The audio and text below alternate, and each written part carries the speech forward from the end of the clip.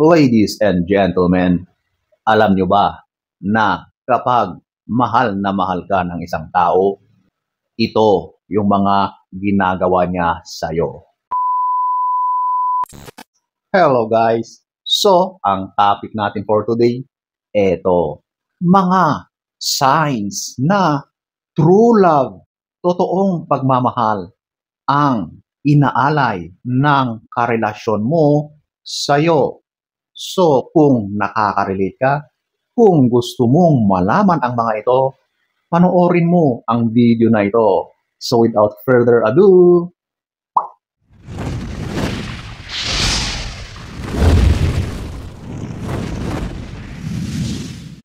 so eto, ating aalamin ang mga signs na true love ang inaalay ng karelasyon mo sa'yo.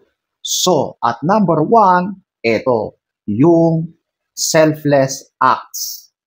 Ito, yung consistent na ipinapriority niya, ikaw. Ikaw talaga ang mas pinapahalagahan niya kaysa sarili niya.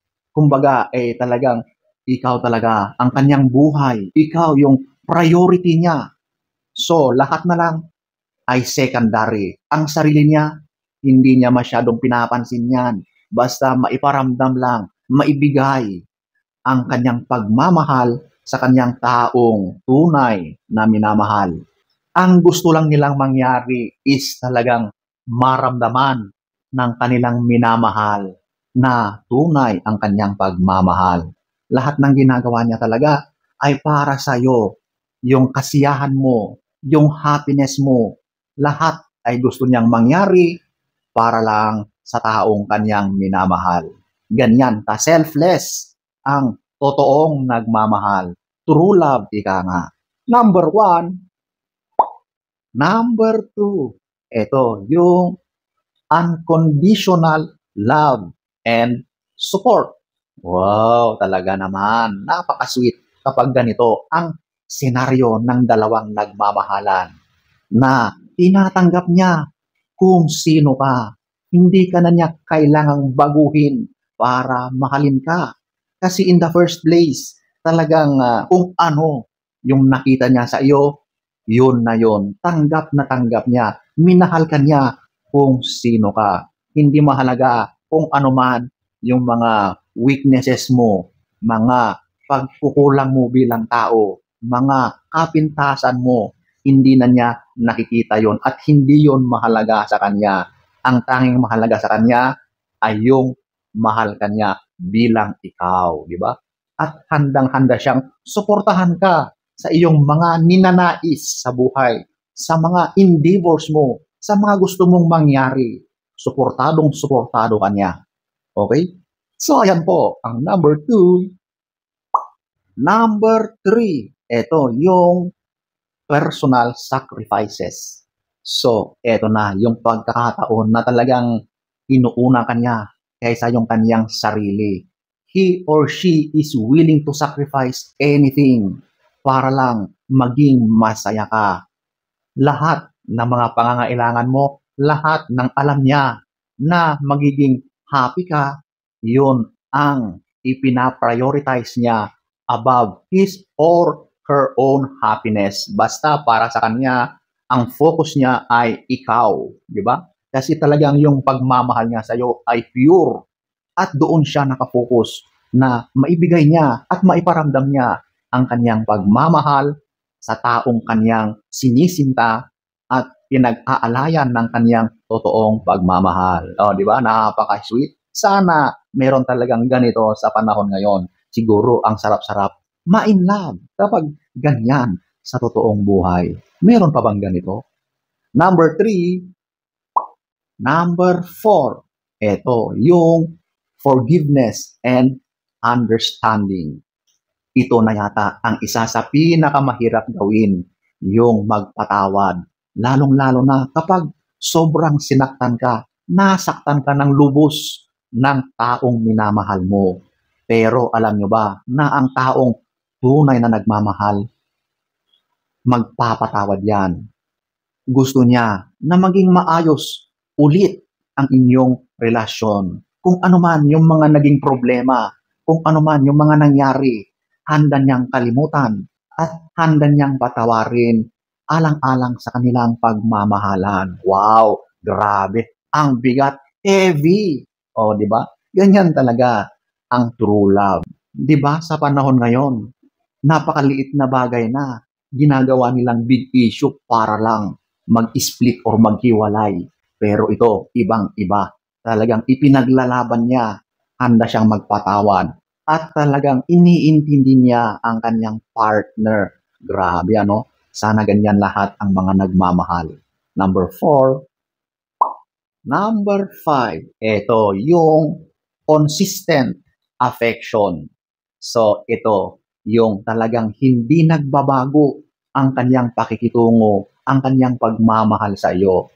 Ano man, yung mga matinding mga pinagdadaanan, ano man yung mga problema, mga hindi pagkakaunawaan at kung ano-ano pa, ganon pa rin.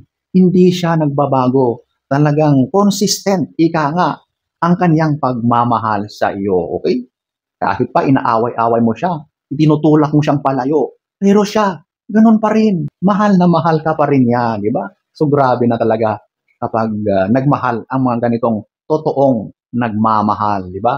Talagang lahat ay para doon sa taong kanilang minamahal. So, kapag pagdating sa pagmamahal, yan talaga yung matatawag na love of a lifetime, di ba? Kasi nga walang pagbabago eh. Talagang consistent at andun lagi yung pagmamahal niya ay sigurado na mas tumitindi pa yan, di ba?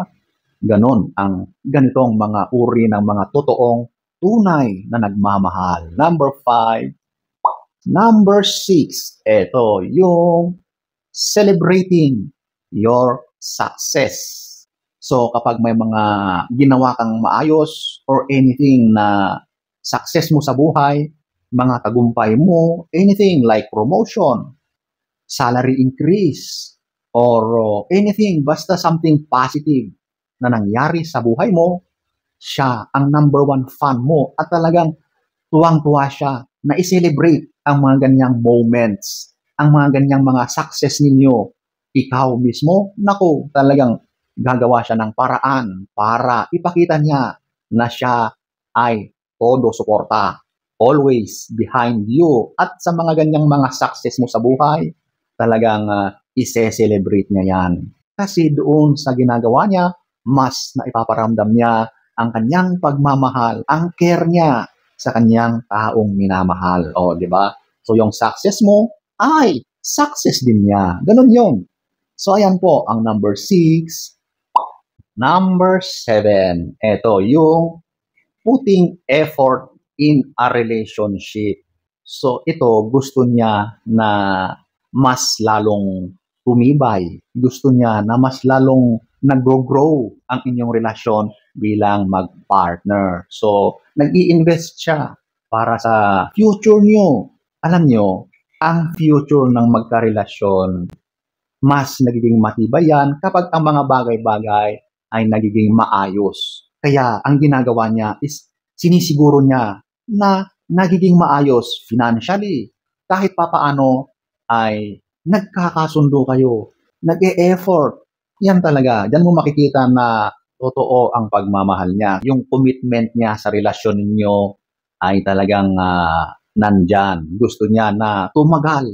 Gusto niya na magiging forever yung relasyon ninyo. So ginagawa niya lahat ang maaring pwede niyang gawin para sa pagsasama niyo ay mas nakakabuti at mas nagiging matibay ang pundasyon na inyong ginagawa para sa relasyon niyo. So ayan po, ang number 7. So ayan po ang iilan sa mga signs na true love ka ng partner mo or ng karelasyon mo. So, sana ay nagustuhan nyo ang ating topic for today. Next story time, don't forget to subscribe.